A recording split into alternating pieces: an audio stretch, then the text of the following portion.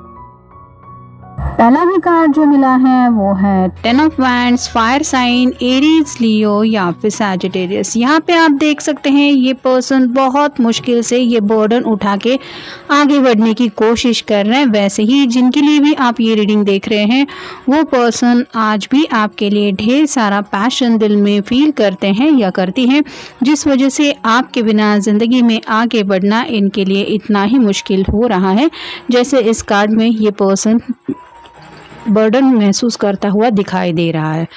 फिर है 4 of cups, water sign Cancer, Scorpio या फिर पाइसिस।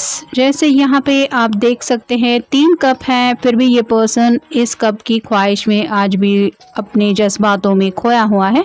वैसे ही आपके पर्सन के सामने या तो हो सकता है कुछ घर वालों ने रिश्ते वगैरह रखे हैं, कुछ मैरिज प्रपोजल्स भी हो सकते हैं, या फिर इनके इर्द गिर्द कुछ फ्रेंड सर्कल में भी लोग हैं जो इनको थोड़ा सा डिस्ट्रैक्ट करने की कोशिश कर रहे हैं।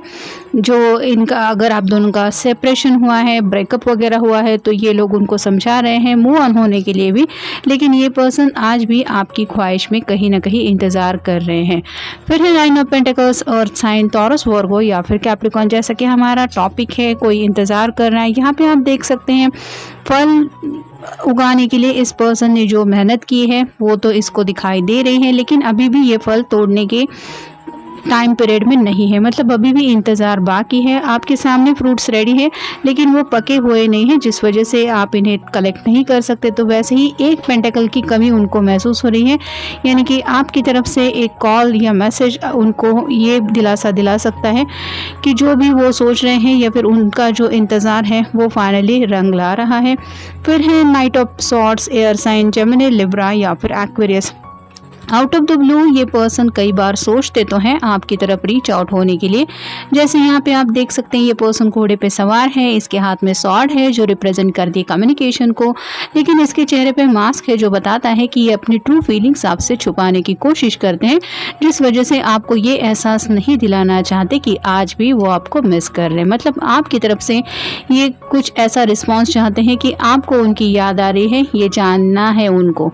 नेक्स्ट है king of swords, air sign, Gemini, Libra या फिर एक्वेरियस। यहाँ पे भी आप देख सकते हैं सॉर्ड का नुकीला सिरा नीचे की तरफ है, ये चाहे तो उस सिरे को घुमा सकता है, यानी कि ये अपनी तरफ से कम्युनिकेशन कर सकते हैं, लेकिन फिर भी ये खुद को कंट्रोल करते रहते हैं, रोकते रहते हैं कि नहीं मुझे नहीं बात करनी है। हो सकता है इनको लग रहा है कि आप उनसे बात करने में बिल्कुल भी इंटरेस्टेड नहीं है, या फिर आप ज़िंदगी में मूव ऑन होने की कोशिश कर रहे हैं या कर रही है। ऐसे में आपको दोबारा कॉन्टैक्ट करके आपका पीस ऑफ माइंड छीन लेना या फिर आपको किसी दुविधा में डालना, ये उनको नहीं करना है। उल्टा उनको लग रहा है कि अगर आपको सच में उनकी याद आएगी या फिर आपको कुछ इनके बारे में फील होगा, तो इन्होंने शायद कम्युनिकेशन के दरवाजे आज भी आपके लिए ओपन रखे हैं। फिर है 5 of wands, fire sign, Aries, Leo या फिर सैजिटेरियस।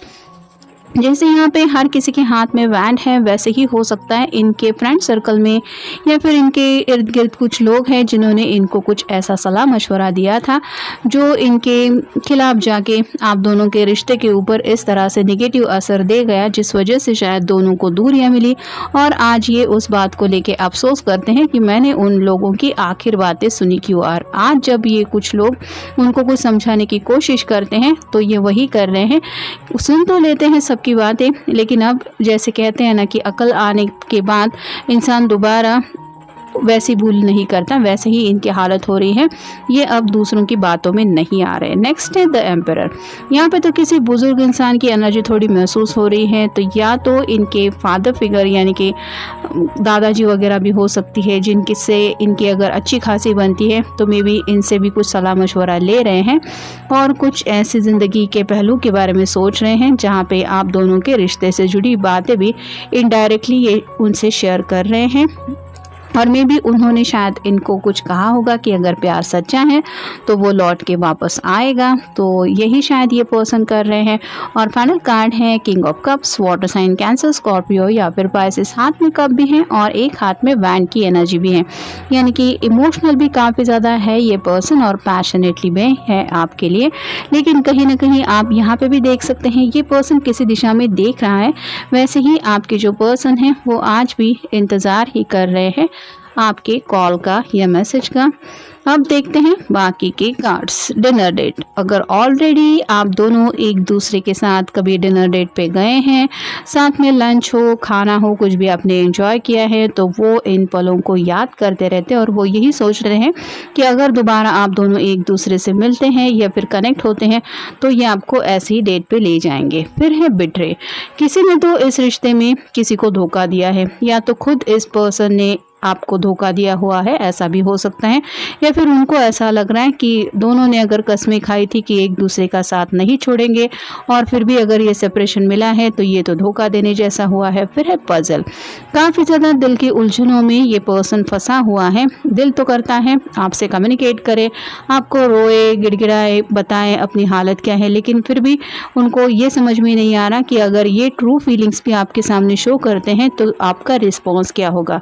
आप उनको दोबारा एक चांस देंगे या फिर आपको उनकी ये हालत देख के अच्छा लगेगा। फिर है रीयूनाइट, कहीं ना कहीं आज भी ये पर्सन आपके साथ रीयूनाइट होने के बारे में सोचता है, यानी कि चाहते तो ये बहुत कुछ है, जिसमें से एक बात ये भी है कि ये दोबारा आपके साथ इस कम्युनिकेशन इस रिश्ते में आगे बढ़ना चाहते हैं। फिर है कम्युनिकेशन प्रॉब्लम, इस पर्सन को अपनी फीलिंग्स या फिर अपना दिल जो भी कह रहा है वो बातें एक्सप्रेस करने में काफ़ी ज़्यादा दिक्कतें आती हैं, या तो इनको थोड़ा सा ईगो का इशू हो सकता है, या फिर ये हद से ज़्यादा इमोशनल पर्सन है जिस वजह से कुछ भी ये सोचते रहते हैं और बेवजह की फिजूल की बातों में खुद ही के दिल को उलझन में फंसा हुआ देख के इनको कुछ भी नहीं सूझ में आता, जिस वजह से ये बात करने में काफ़ी ज़्यादा हिचकिचाते हैं। नेक्स्ट है मैरिज, कुछ लोगों के साथ ये भी हो रहा है कि शायद घर वाले या फिर इनकी शादी को लेके कुछ सीरियस बातें चल रही हैं और ये पर्सन तो उस रिश्ते में बिल्कुल भी ज़्यादा इंटरेस्टेड नहीं है। इनको अगर किसी के साथ रिश्ते में आगे बढ़ना है तो वो है सिर्फ आप,